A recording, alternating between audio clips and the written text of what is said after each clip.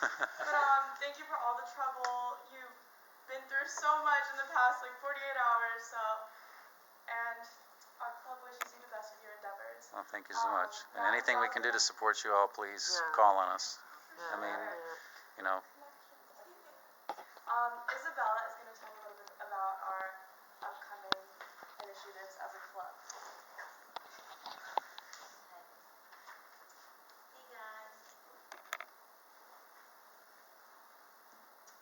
Guys, it was down. Okay, but we could hear, right? Everyone could hear. Okay. So I just want to thank Carrie very much for coming to share her story, and thank all of you guys. Here in Students for Life, we believe that it doesn't matter, your race, your gender, your religion, your social class, or your level of development. Everyone deserves the right of life. And, abortion is truly, a contradictory issue in our country today. We see, doctors aborting babies, but doing surgery in others that are the same stage of development. We beg for pregnant women, not to, use drugs or alcohol, because that can harm the baby. But then, if drugs and alcohol can harm the baby, what does abortion do to them? And, I believe that in South Carolina, there is a law that pregnant women using cocaine can be arrested under the charges of distributing drugs to a minor. So pregnant women can't distribute drugs to their unborn babies, but they can go to abortion clinics and, abort them. We see our society using, the word fetus as a term like, oh, it's not human. It's almost there, though. And but if you actually look in the a biology book, the term fetus means human in the early stages of development. So it's not almost human. It's a human, but it's in the early stages of development. Just like we use the word child, toddler, adolescent. I don't even know how to say this word. Or adult.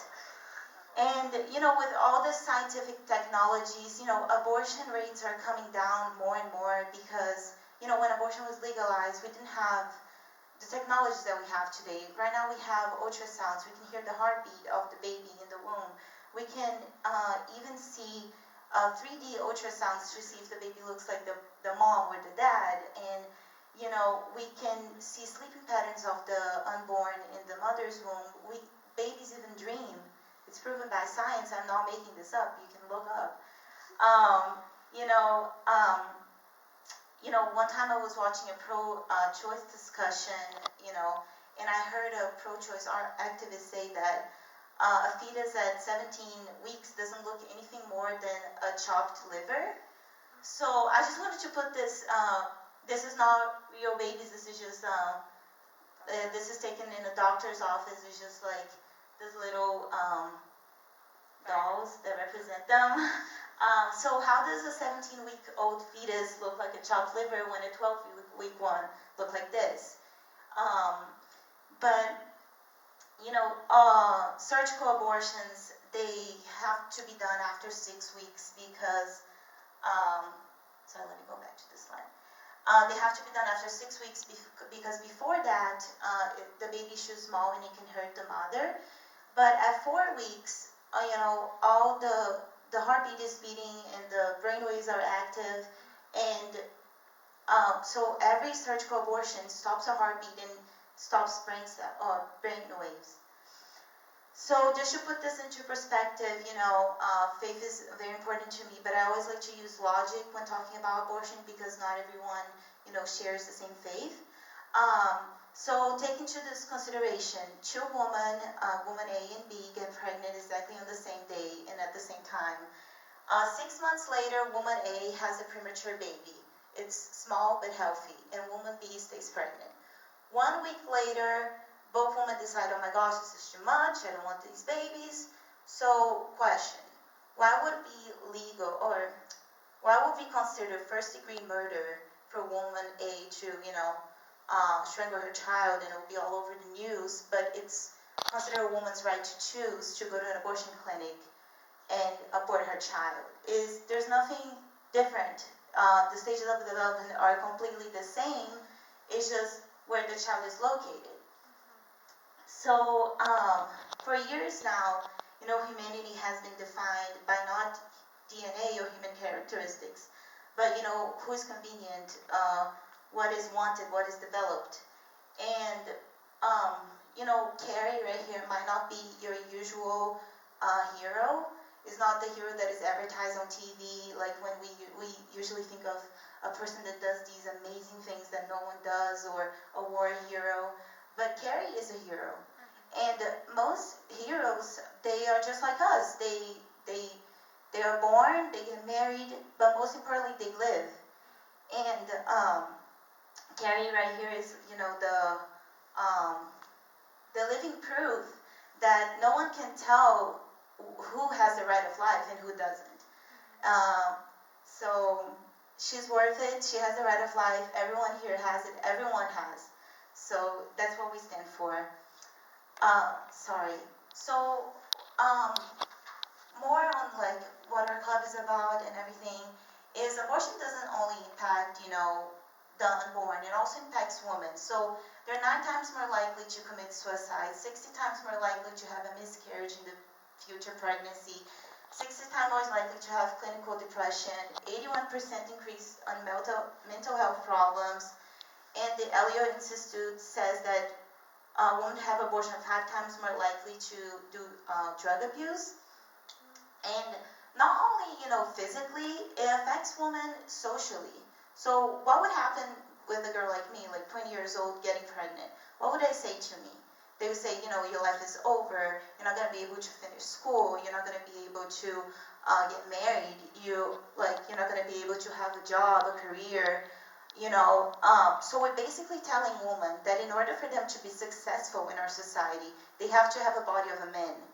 So we're not telling women, you know what, you are dealing with an unplanned pregnancy, we'll change society, we'll offer special housing for pregnant students, or we'll change society for you to fit in. They say, change your body for you to fit in to society. And that's wrong. That's wrong for the unborn and for the woman. And we're constantly telling our society, like, abortion empowers women, abortion is wonderful, like, it will get you free from your problems. And, no one walks into an abortion clinic feeling powerful. She feels powerless. When we hear Carrie's mom, she said, I did an abortion because I thought I had no other choice. Which is ironic because they say they stand for choice, and they feel they have no choice. So what we're giving women here, so you're like, okay, Isabela, I get it. This is terrible. Okay, what's going on? Like, I just go to class, I have my sorority, my fraternity things. How do I fit into this? So 45.2% of all abortions in the United States are done by college-age women. And that means I don't even know, it's such a big number. 418, whatever, guys, I'm an international student, I don't know. So 1.1 million students so this is only for parenting students, so these are only students that choose life. So 1.1 million of parenting students are undergraduate body students, and that's 15% of the university. So less than 1% of parenting students will complete their bachelor degree within 6 years of entry, and 61% of women who have children after enrolling in community college have to finish their degree, and they are more likely not to finish their degree. And this is why we're here. We want to make sure these women, they are taken care of. I'm going to be here for you. You can finish your degree. So if we just put these numbers into High Point, so if High Point follows, the national status, that will mean 720 pregnancies in our campus. That's a lot, and we don't see pregnant girls in our campus, do we? And that's a red flag, because abortions are going on. It's not like our whole campus is celibate, no one is having sex. It's not like people don't get drunk and they have unprotected, no, that never happens. Like, we're not naive, guys. People have sex. So we need to acknowledge that. And even if High Point is perfect, like nothing happens here. It's not 15%. Even if it's just 1%, that still means 48 pregnancies. That's still a lot. So, so what I'm gonna pass to you guys right now is our petition. So is Pregnant on Campus petition. Basically, we're asking HPU for special housing for pregnant and parenting students. And I can read to you guys, provide child daycare for for parenting students and staff. Empower our peers to make life-affirming choices in regards to their sexuality. Also make our school more family-friendly campus. Provide at least one healthcare professional that will take care of the girl during her pregnancy on campus, so she has a healthy pregnancy. And also have baby diaper stations on campus. So, yeah, basically that's it. But thank you guys so much for coming. If you have any questions or anything,